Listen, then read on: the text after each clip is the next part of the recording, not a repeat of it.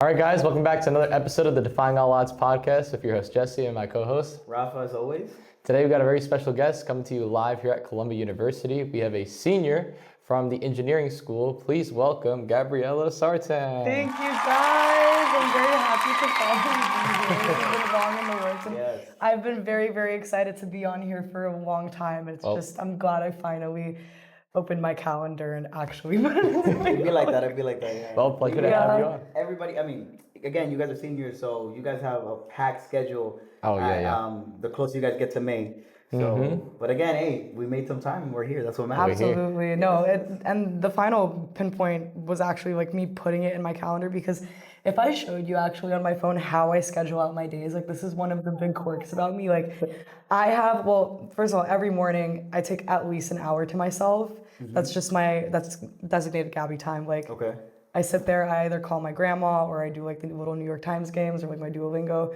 But I like schedule out like my showers, my meals, like Stick to the you're T. like- I to stick the to the T, T, organized. otherwise it won't Yeah. get done. That's yeah. the best thing you should do. I think Yeah. more people need to do that. And I'm speaking more to myself because I need to do that. Yeah. But okay. Even cool. like from assignment to assignment, I'm like, okay, this I'm gonna be working on for an hour. This is gonna take like 90 minutes. Like, One thing I just go with the physical calendar, so I like write it out physically. nice. Because I don't know it's something about Google Calendar where it's just like too much, everything's digitalized now, whereas like when you write things down, it's like you retain it quicker in your head. So it's Right. like, that's why I write down on the physical calendar, okay, this is what I gotta do today. Even if it's not by minute, but it's like the things I have to get done will get done that Yeah. day. they will get done. Yes.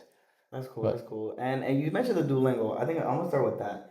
This woman here knows close to 6 languages, I believe. Yeah. Can you tell the people each language that you know how to speak? Yes, and granted, guys, I'm a little hungover today, so don't test my knowledge. Nah, that's not good. It's all good. But obviously English, Russian, Ukrainian, Spanish, French, and Hebrew are the ones that I'm confident to say I'm proficient in. And then I can also read and write in Japanese and Korean. Wow. What? That Yes. intense. That's very impressive. How do you manage to know just like retain all those languages all at once? I mean, I've always been fascinated by linguistics. I've never actually like gotten into the core of linguistics, but I felt like it was always such a power move to be able to like whip out another language. Absolutely. That and, like Yeah.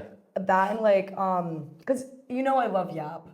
You know I love talking to people and meeting people. Like I pass through campus and it's like whoever I'm walking with, they're like, damn, you know everybody. Yeah, absolutely. I love people. I love talking to people. So knowing more languages, you get to talk to more people, guys. Exactly, yeah. That and it's like, I mean, don't cross being a spy off of your bucket list also, because that's something I would love to do. To be a spy? Yeah, I would love to be a spy. Oh, so you want to be one of those people that just like, yo, I need you to go to Thailand and check it out.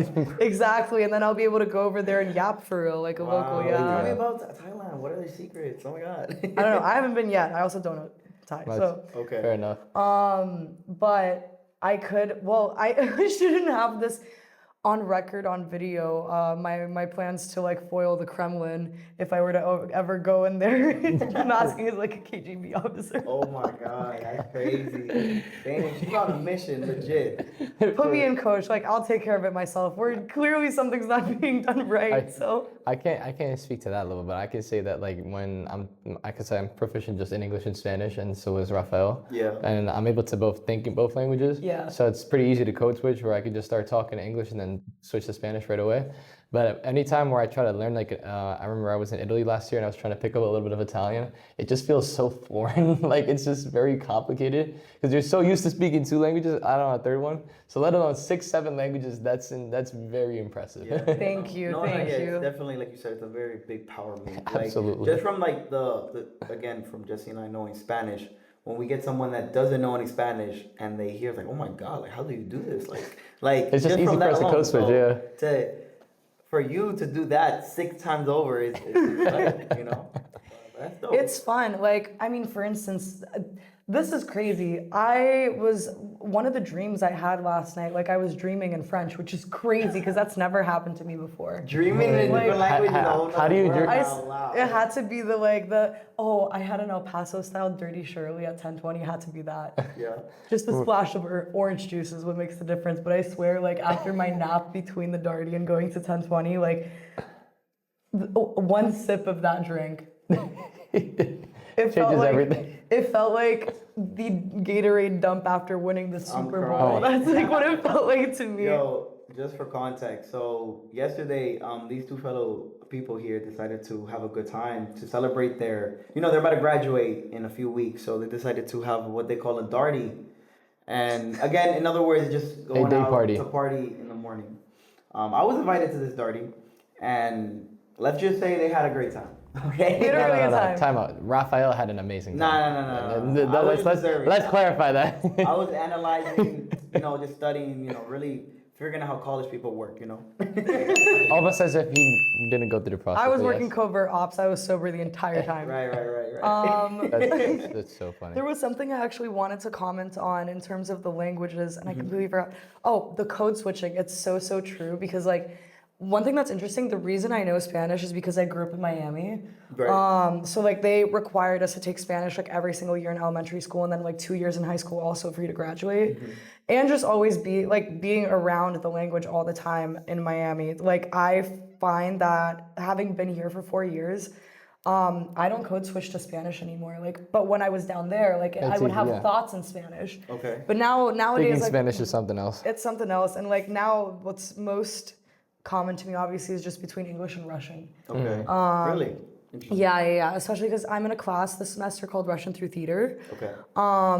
Which is very exciting. If this episode comes out before May 7th, come to the Slavic Department's spring party where we will be giving our rendition of a very famous Russian nursery rhyme that we've adapted for the stage. Gotcha. And if we have any Russian speaking viewers, it is Mucha Mucha Tsakatucha by Chukhov.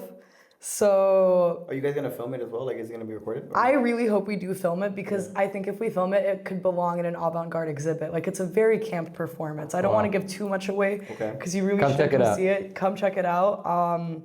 Yeah. I guess DM me on Instagram for information about this. No, exactly. Links will be below the description. Yeah, because I don't have the specs on me, but it's May 7th, 1 to 3 p.m. In Salzburger Plaza or something like that. I don't know. At Barnard's campus, it's in Barnard. But yeah, code switching. It's a very interesting topic. But Gabby, you're also very much on the move, right? And you lived in a few places, right? Born and raised in Ukraine, moved to Miami, and now in New York.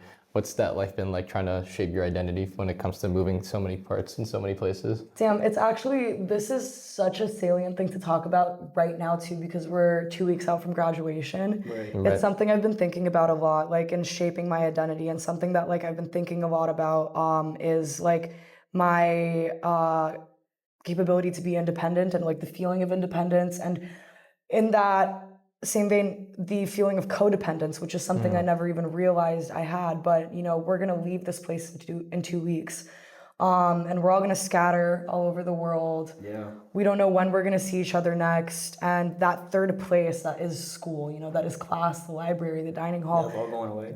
Vanishes. And I feel like I've developed a large codependence on being able to gather in the way that we do. The structure of the institution itself? The structure of the institution, but also the sociological structure of, you get to look forward to seeing people, you get to look forward to having a conversation, every single day. to having that there's going to be someone there to support you, that support system, right? Yeah. And the way that this ties into where I've been and how it's shaped my identity, I was, I think, forced to feel or be comfortable in being independent very early in my life. Because, we left Ukraine when I was 7. We moved to Miami. I had no idea that we wouldn't be coming back. And I was just, hurdled into first grade. I didn't know any English. I was in the ESOL program. And I did all of that, and then it was just a crazy feeling growing up in this super, super diverse, super vibrant, super rambunctious, loud, like creative area, which was super different from my environment in Ukraine too. But then also growing up in Miami, it's like you're not in like a small town in middle America. It was very interesting to be around. Like, I refer to aesthetics a lot in terms of like how it shapes my identity and how I view things today. So a lot of my preferences, a lot of my tastes, like I think I wrote this when I was talking to you, Russian Romanticism or Eastern European Romanticism is like super core to how I enjoy the arts, or how do I approach conversations, or like just romanticizing my life in general. In what way exactly? So now I need to verbalize this because you guys don't live inside my head. Please enlighten us. So it essentially, like, I mean, the camera can't see, but like I'm wearing this dainty little pair of shoes that like I would never wear, and I would never pick out myself. But Okay. I think that's something about being in like the Slavic environment, and like also the tortured artist of like romanticism as a grander genre in general.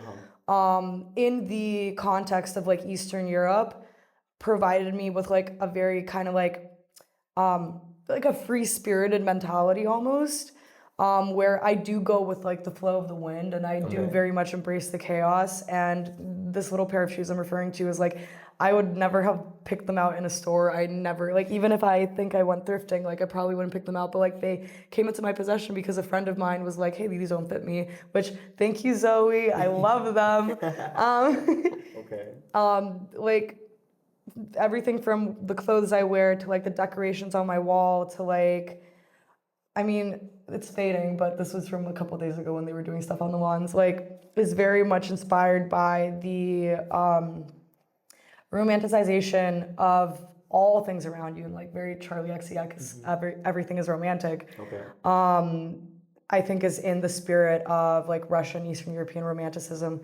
Would you say that art humanities, like as a class itself, is like something you enjoyed then? Because I know that in that class, for those that take it here at Columbia, we talk a lot about Romanticism, the kind of like the Renaissance period, how different paintings have kind of changed, different artworks, different structures. Would you say that that's something that you looked forward to when you took it here at Columbia? I actually, well, because I'm in C's, I had to choose between art hum and music hum. And you chose music? I chose music hum because that's another huge thing.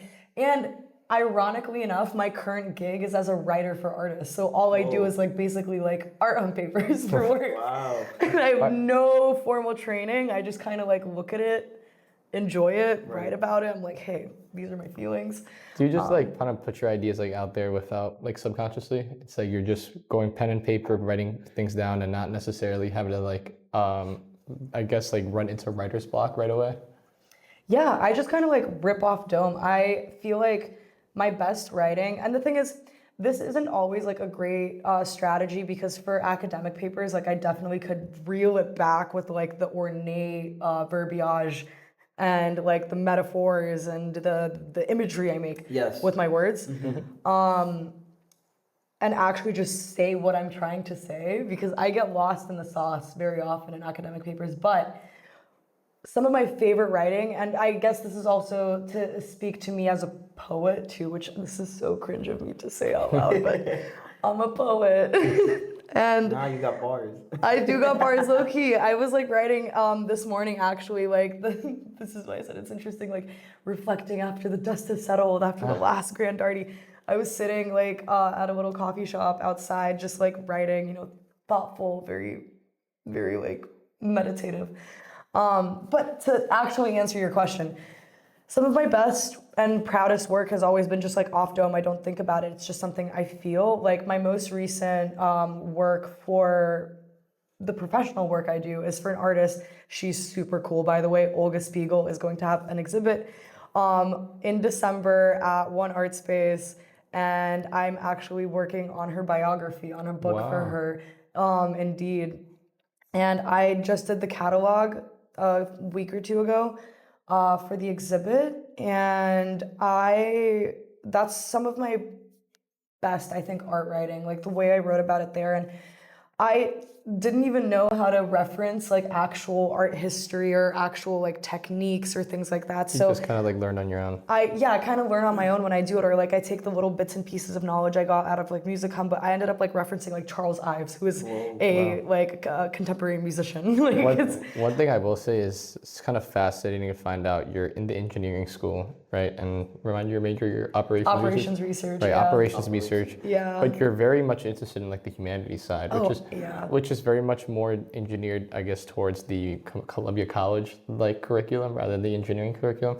So where's like the intersection that you kind of see yourself like with engineering side and your humanities side? That's such a good question. So when I applied to C's, which is the engineering school, I had always like come from a background like of just, I guess, women in STEM in my life. My mother she studied child psychology in Ukraine.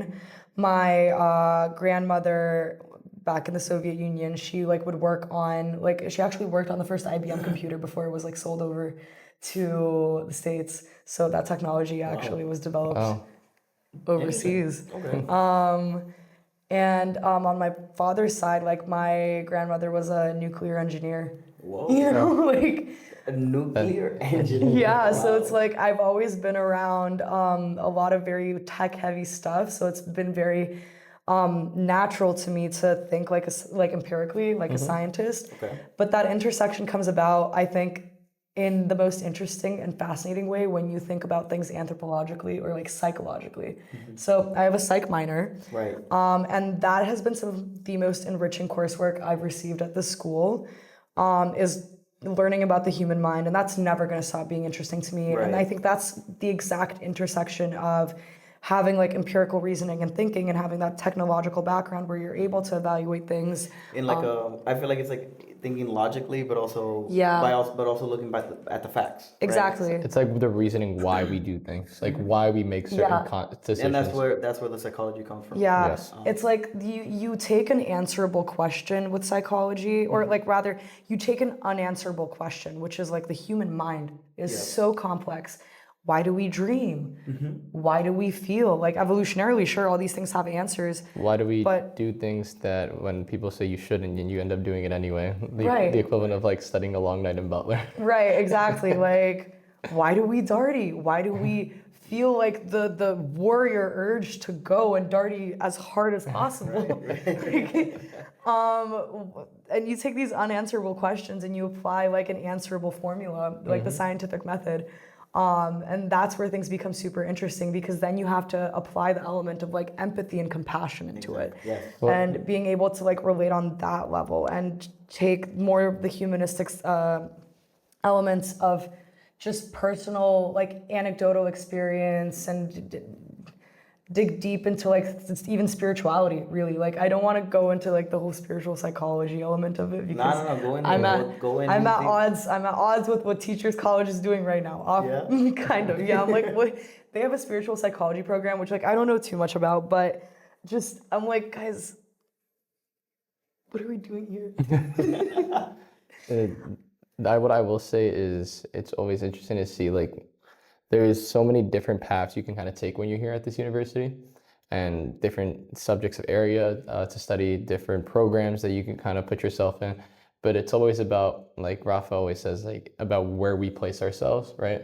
Because the amount of things that are kind of like, I guess, accessible to us is vast, but it's very much like it's up to us to kind of choose to go down that route, right? No one lends you an open hand. It's more so it's like waiting for you to reach out. Exactly. Absolutely. And I can attest with like, you know, whether you're studying for that exam that you've been dreading this whole month, or you're writing up that final paper in the conclusion of your undergraduate career, there's always other resources people are going to be willing to kind of help you out or not. And I think I can say that if you're in 209 Butler, for those of you watching, you will either find myself or Gabby in there probably writing up a paper till like maybe 2, 3 in the morning, maybe even longer sometimes. I changed my behavior. I've There you changed go. my ways. Like, see, and it's like moments like that where you realize that, wow, my mind was capable of enduring this much pain psychologically and physically to be up this late. I keep it a bug. I can't do it. After like 11, I'm old now. My back hurts. I gotta go to sleep. That's it. I will echo that. This semester, like I took a big shift in my behavior because Same here. the way Jesse got to know me is like somebody who was like just absolutely up grinding like night after night after night. Because what was I doing during the day? Like I think you went off. I think you went 3 days in a row where you probably got less than 6 hours of sleep combined throughout. I mean, that was like casual. That was a casual occurrence. There were times that I was like, I think I would go like 5 days with a collective, like maybe like 90 minutes. That's insane. Yeah. Maybe even hour 15. I think it's something that there has to be, and correct me if I'm wrong here, but there's something that the mind is, I guess, just wakes up, because I think that we all have, our bodies, we all have like a kind of a external energy drive, right? A circadian rhythm. Yeah, exactly. But like we're able to like tap into that when you're in study. And I've realized now that even then, like, sometimes if I get like less than 4 hours of sleep, and for some reason when I wake up in the morning, I feel more energized, even though I didn't sleep that well. Right. And I think it's more so like, whether it's waking up at the peak of my sleep cycle and I just got lucky. I don't know what it is, but what I can say is that there have been times where I just woke up late, went through the whole day, and it's like, I think you just condition your body to be used to it at a certain point. We obviously do need our sleep, so please do get your 8 hours if you can. But it's definitely something that I think we can always strive for, right? In the library. To comment on that, like external energy drive, actually, like in shifting my entire like sleep schedule, because I was a late riser too. Like I was up, like I used to party, guys. You had a good time. I used to party, but especially because like now I'm gearing myself up to join the Marine Corps as an officer. Like I have to get myself into the mentality of like, now you got to be up, you got to be eating at a certain time, you got to go gym at a certain time, you got to get your work done when it needs to be done, and then bedtime is 10 p.m. And the waking up with like little sleep but feeling energized, this actually happened to me a few days ago because I was like up late, like grinding out like a final presentation or something that I had to do in class the next day. And I woke up and I was feeling like really good and really energized, despite being, like obviously the fight club, like everything is close but far away, was like definitely happening for me. Fight or flight mode. Yeah. But I actually regretted taking a nap because I woke up from the nap and I felt even like more just washed out. I can never take naps personally. Like I feel like I feel more drowsy waking up from a nap than like just sleeping for like 3, 4, 5 hours. That's fair. I mean, at the end of the day, like we all have to figure out our routine, and like you said, you got it to a T, right, on how you do your things. And especially like you just mentioned how you're trying to get into the Marine Corps. Let me ask you about that. What is it about, like, what got you into doing that? Now, again, you're about to graduate, you're going to get your degree, and yet you still want to take this completely far left path. It's just like everybody's like, I got my, starting salary, like exactly. 6-figure starting salary at Goldman, blah, blah, blah. Like if people are actually using their degrees, I'm like, I'm going to go this way. Exactly. Okay, there's a lot of reasons I can get into, and one of them actually does do with the external like energy drive, and the psychological discipline you were talking about too, in terms of staying inside the library or like just sitting down to do work and locking in. Like, and we know like this school is infamous for the pharmaceutical handicaps people assign themselves to actually do that. That's important. That's one way to put it. It's one way to put it, and that's the thing. I'm not a fan of these things. Like I'm very, which is like a hot take, I think. Because there's so much like dialogue for prescriptions, and I'm very like anti that. I'm a big fan of doing things holistically because it is crazy what what good sleep, good food, and good exercise does to a That's a person. fact, yeah. If you doubt me, you just haven't tried it completely for long enough yet. There's Because a difference between just like the natural of like getting all this, you know, your sleep, your food, and your energy intake versus like you being on like 2.5 grams of coffee and like you're just trying to, you know, maneuver and push your way through the day on like a low amount of energy. Yeah, there's a lot of people there are people who use these certain things as a crutch, right? Absolutely. To feel themselves to do certain works, and for some, sure, it can be helpful. But then there's some people that get to a point where they're dependent on it. They don't know how to live without it. They can't live without it, nor can they function properly without those things. I would say there's And I'm a big believer in, just like you said, about like just anti all of that. Yeah, Like same. like listen, I could be drowsy, but I rather not use some sort of thing over the counter, or let's say just get caffeine. Like I'm gonna push through and force myself to wake up. I feel Yeah, the same yeah. Because way. like your body can do it, you just gotta train it to do. It's also crazy what drinking water does to a person. I know you guys don't drink water. Drink your water. Water. It's crazy. Stay hydrated. People are dehydrated and then they wonder why they're sad and tired. Yeah. Guys, I think you need it. I think there's like a faith component also because Oh yeah, because higher power for if, sure. if you could truly believe in yourself, and there comes a certain saying where manifestation is a real thing, where if you know that the paper is going to be get done, or whatever assignment you have, or whatever you're working on, whether that's a job application, whatever it may be, and you are very much locked in and focused, no amount of like being tired is going to necessarily stop you. Like if you can truly believe in yourself to get it done. I've had moments where I thought it's like, I know I'm about to crash, I'm about to fall asleep. And then I'm like, no, I can do this. I can do this on my own. And just the only thing I have right next to me is a water bottle. Like that's literally all I have. I have a water bottle and I have my headphones in, and I'm doing my work. And all of a sudden, next thing I know, a few hours go by and the assignment's done. And sure, you might be tired in the end, but the goal, business, right?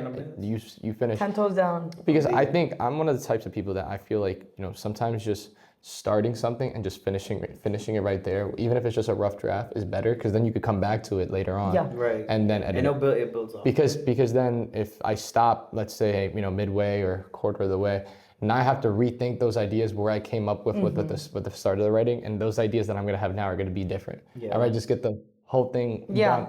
That's why sometimes procrastination does work, and it depends, but you don't want to push it off way too late, because then you won't have time to edit. So, Absolutely. that's in that regard, I would say that's where kind of like the manifestation belief comes into play. Exactly. So And to answer your earlier question about why I like took a hard left and go and went to Why the U.S. Marine Corps? So I have a life philosophy of just having to be different from everybody, which is like, it sounds like I'm joking, but I'm very serious. Like everything I've always done has been like, I can't be like everybody else. I can't, because that's what makes you exceptional. It's the literal definition. Don't be like everybody else. Yeah. So, and I mean, like for a while I was OR with a concentration in FE, which is financial engineering, and I thought I was gonna go into a hedge fund or an investment bank like everybody else in my major. And a lot of people at the school who like major in like art history or like poli-sci and then just end up banking. Right. And then I realized like I could never, ever be in that position. And it kind of came down to weighing discipline versus oh my god, what's the other one? I'm looking for a word here. Motivation. No. It starts with a D also. Oh, Determination. being docile versus being disciplined. And I feel like when you're in the military, you are disciplined. That's discipline. Oh, absolutely. Whereas when you're on the floor of an investment bank, when you're working 90-hour work weeks, and you could say what you want about like how tough it is to be like, you know, on the leash for like the US government and all of that, because I've heard all those spiels. I still consider that a lot more free and a lot more individual and independent than being docile for like your MD, you know? That's one reason, but there's another higher reason of like patriotism, and like what has me interested in all of this as well is like I'm Ukrainian. Right. I this year like thought a lot about what it means to be American and what it means to be like a patriot. And it's like very inspirational for me to have the opportunity to go and, do something that's this different and that's like this serious, like there's a reason people thank you for your service. And I know you guys saw me in the nom hat like yesterday, but like Yeah. I got stolen valor a few times. But Yeah, she had what did it say? The hat said Vietnam something. War vet. Yeah. It's funny enough because I actually have 3 uncles that served in Vietnam, and hearing the stories that they mention, but it's very intriguing to say the least in terms of kind of what they went through and the service that they put in and the hard, because those stories where you're literally in a life or death situation every second that you're not home, and then to come back is an even bigger blessing. Yeah. Right?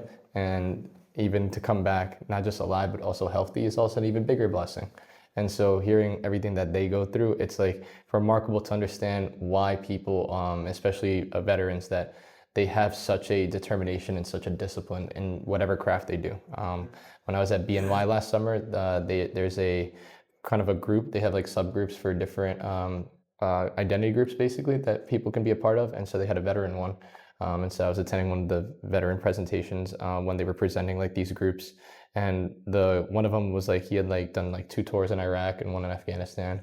And one thing he was like mentioning was like, I come into work every day very excited to do what I do and kind of get everything done on a timely basis. And like, he's like, if it doesn't get done on that second, I'm mad at myself, because he's like, because that's how we used to work when I was in the military. And I was like, oh, it's a definitely interesting thought, to say the least, that it's your time is like literally everything, no matter what. You can never get it back. Right. It's gone. Because imagine, there's this saying that goes like, imagine you get 100 grand every single day, right? But you have to spend it by the end of the day. And no matter what, at the next day, you'll have 100 grand again, right? And it's like, now change that into seconds, right? Like, no matter what, you're still gonna have that the next day, but whether it's spent or not, It's gone. it's already gone and you're not gonna get it back. Right. So it's the same thing with time. Your time is very much invaluable. OD. That was fire. I'm gonna be thinking about that all day as I do my work. No matter if you spend it or not, you're gonna get more time tomorrow. But the time that was from yesterday is already gone. You're not gonna get that time. You're not gonna get that time back. Damn, that's a great way to talk about it. And I want to ask you, Gabby, exactly, because I always ask everybody. You say again you're gonna do the Marine Corps. Yeah. Why the Marines and not another branch? Right. So Air Force, Army, Navy, and Marines. So,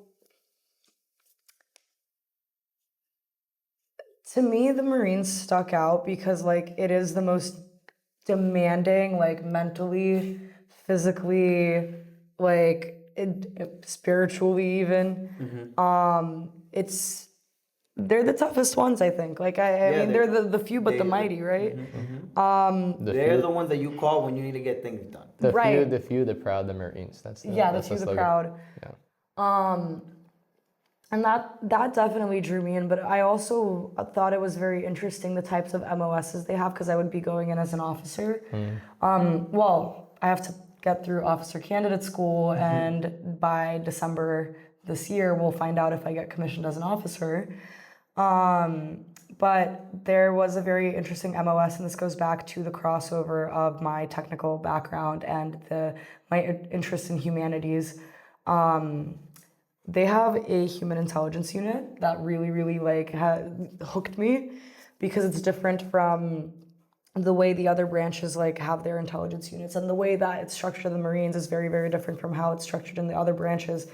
In terms of like the generality of intelligence, and then how it gets specialized. Whereas in the Marines, like it starts out as specialized and then becomes more general as you work up. Oh, really? Yeah.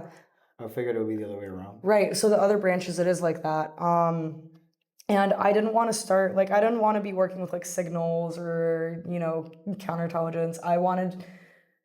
I value like, not even that I value, but like I'm good at face-to-face interactions. I'm good at talking to people. I love talking to people. Like that's how I got myself to where I am today. That's your forte. That's your expertise. Exactly. It's my expertise. Like I love yap. I really do. And I can talk to anybody, and I love talking to anybody. And that's like always been something that's very central to me. Like I have like In the words of like Lana Del Rey, if you've ever seen the Ride music video, the one that's 10 minutes long, in the middle she has like a monologue. Yeah. And she says that, oh, people say I have a chameleon soul. And I very much do resonate with that line because it's true. Like I can kind of blend into any scenario. I can speak to anybody, and I think that's like a wonderful superpower. I agree. Not even just to like gloat or, be all egoistic about it. Not at all. I just mean like, how beautiful is it that you're able to just like literally let go of your ego completely and have a chameleon soul. Yeah.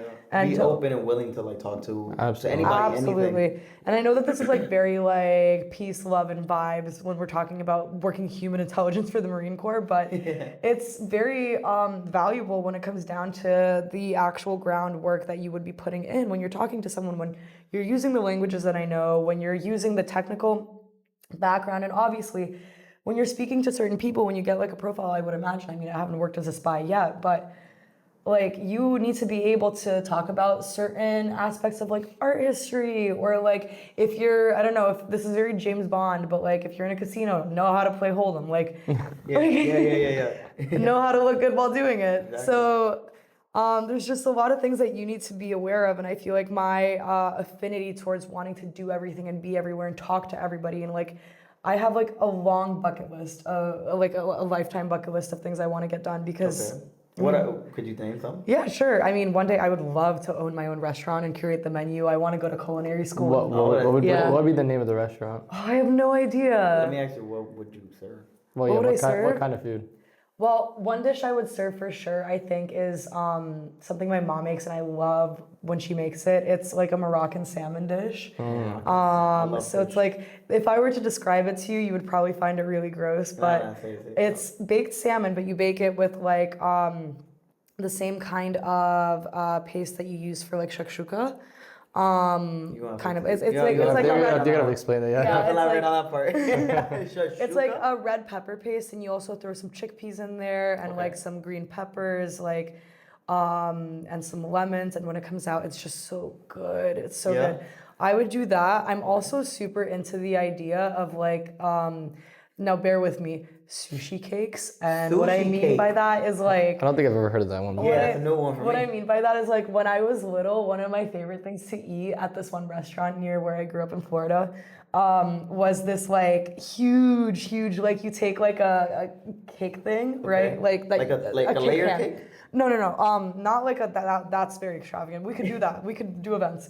But it was basically like a large like spicy tuna roll or California roll, but without the actual seaweed on top. It was just like a layer of rice, a layer of fish, a layer of avocado, and it was like this big. Oh. And this was like my joy and happiness, and I loved eating it, and I would love to eat it right now. But we're deep in the cut, right.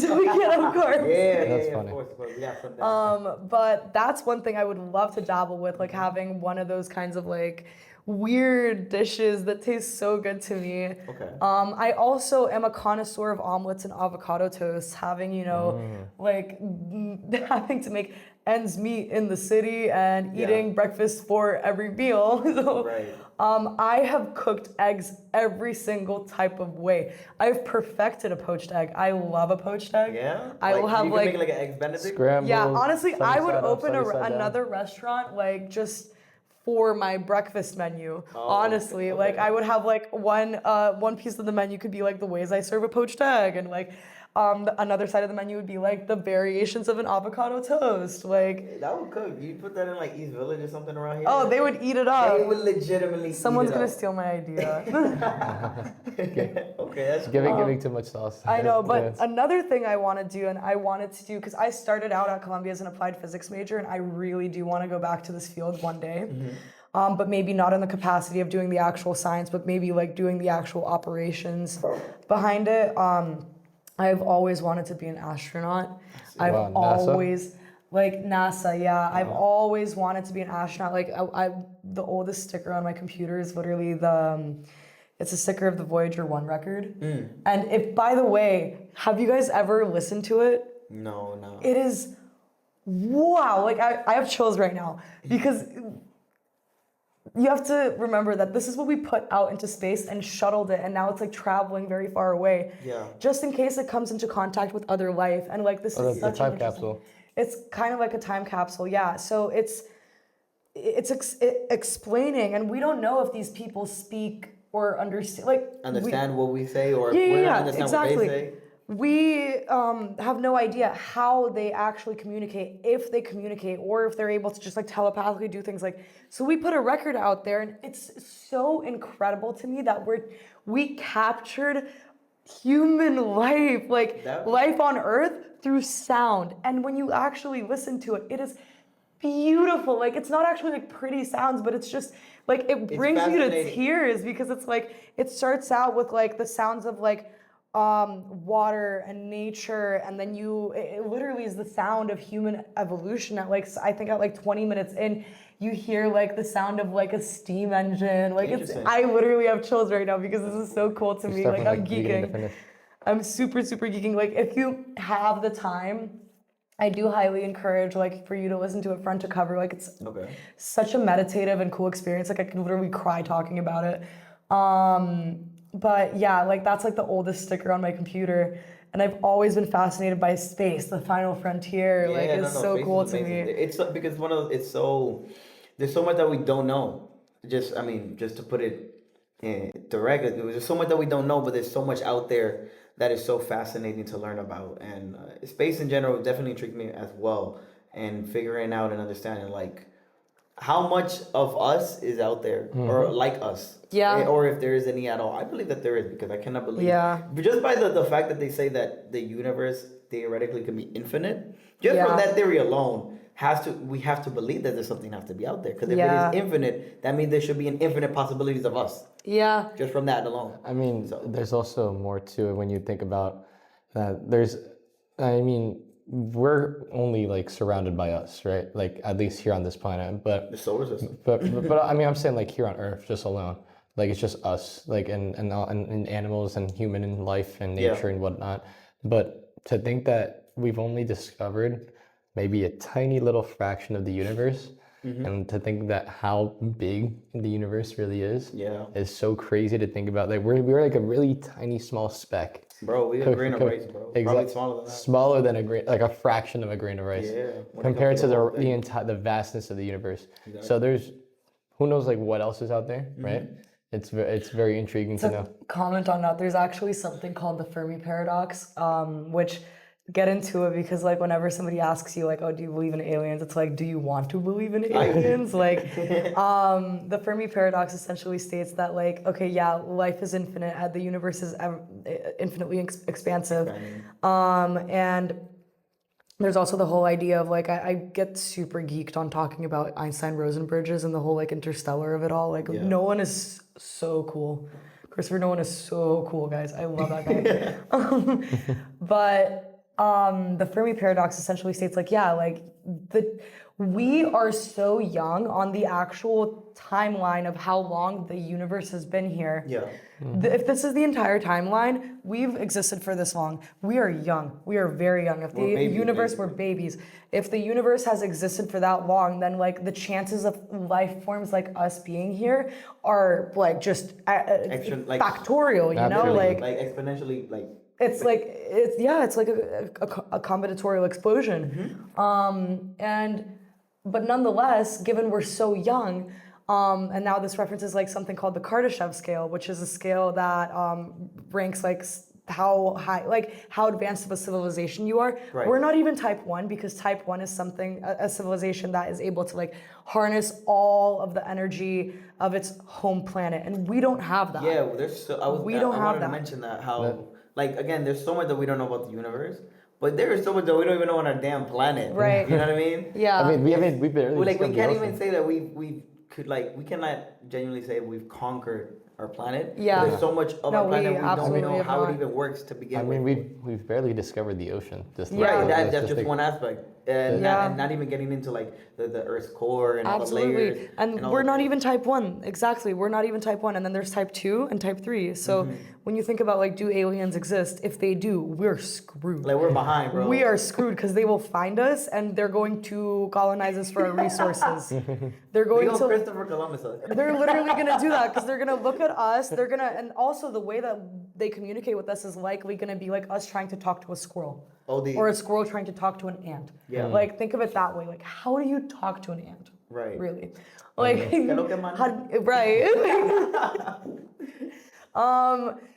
But yeah, like if aliens find us first, like that is kind of like doomsday, like very like what's that Will Smith movie? I Am Legend. You talking about? No, or is it Independence Day?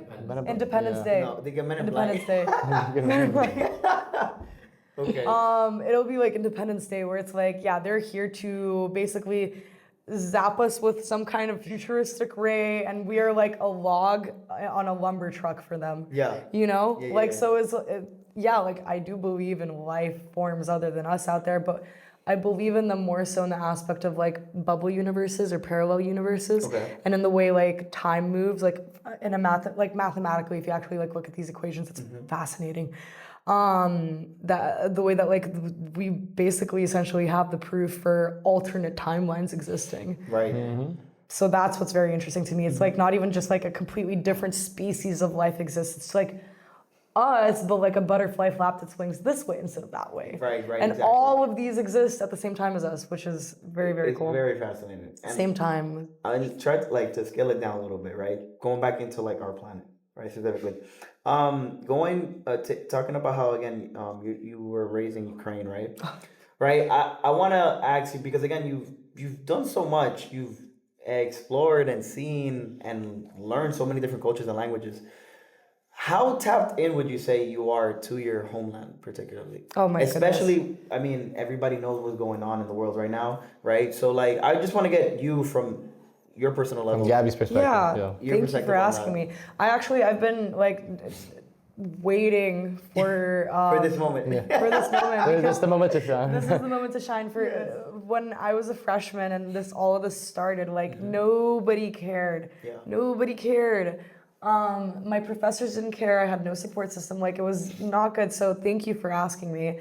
And in terms of being tapped in, like I would say I'm pretty tapped in, but there are definitely like other students who are Ukrainian here, other people I know in New York in general who are Ukrainian, like just other Ukrainians that are a lot more devoted, a lot more attentive, and a lot more tapped in. Yes. And I would say like I'm a pretty tapped in person compared to everybody else. Obviously, like I speak to my family that's over there. I'm currently doing a project, finalizing it, and perhaps starting future work that I can't really talk about. Where the work I can't talk about is leveraging my OR skill set and the mathematical modeling that we do to route drones based on 3 different models. Okay. So we're either prioritizing risk, need, or cost. And in the final form, we hope to like combine all those models to have like a really robust way to route the drones to the front line of Ukraine to drop medical aid packages. Wow, cool. Yeah. So that's something that's definitely tapped me more in because like I worked with the Defense Ministry of Ukraine and like a few drone contractors. And I actually also like I got in contact, which was really cool to me, with the Halo Trust and like their office in the UK. Okay. To get data on landmine presence and like landmine casualties and accidents and all of that. And this is a super interesting fact. Around 30% of Ukraine is covered in landmines, and that entire land area is equal to the size of Florida. Whoa. Right. Damn. Right. Damn. So think about it in the sense of like, okay, yeah, you're fighting a war, but like you're constantly depleting a budget and you can't tap the infrastructure back in. This is like so besides the point of what you actually asked me about, but it's just interesting to think about the opportunity there is to bolster the infrastructure of Ukraine and by just clearing these landmines and getting them out of the way. Because then you have farmers who are able to go back to work. Agriculturally, you will see like, a reboot. Then that also engages areas that are contaminated with UXOs that deal with the like telecommunications and electricity, and there was like that whole dam disaster. Thinking about it as like you fight the war at the same time, like on the offense when you're rebuilding back up inside. So that's like something that's been very interesting to me, tapped in wise. But in terms of being tapped in to the news and everything, yeah, like it's unavoidable. I don't want to really opinionatedly comment on any sort of political rhetoric that's a whole towards nother, that's a whole whole nother world. Right. Everything is solved in backdoor conversations anyway. So whatever I read in the news, I'm like, it's all like for show. Yeah. All of it is for show. All negotiations are done backdoor. Like I have my own opinions of like Ukrainian leadership and what's being like how things are being handled. I have my own opinions of like obviously American international leadership. But yeah. Okay, no, that's amazing. Well, I mean, in general, but like, I just wanted to finish it off in regards to like you and how, like, again, moving forward about the tapped in stuff, right? How invested you feel you are when it comes to just your culture in all of it, as a Ukrainian? I think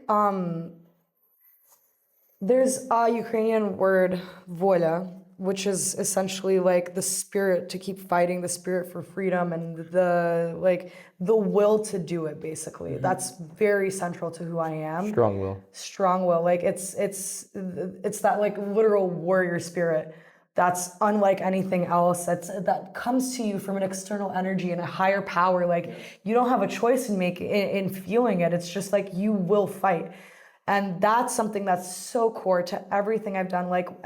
Everything that I do it with 100% of myself. Like I give all of myself to everything I want to do and everything I tap into, like from my writing to like the silly little drone project I did to like now the Marine Corps. Like I give all of myself to it. 100% because why else do it? Like why even do it at all if you're not gonna put all of your soul and your heart and your energy into it, because then you experience 100% of it.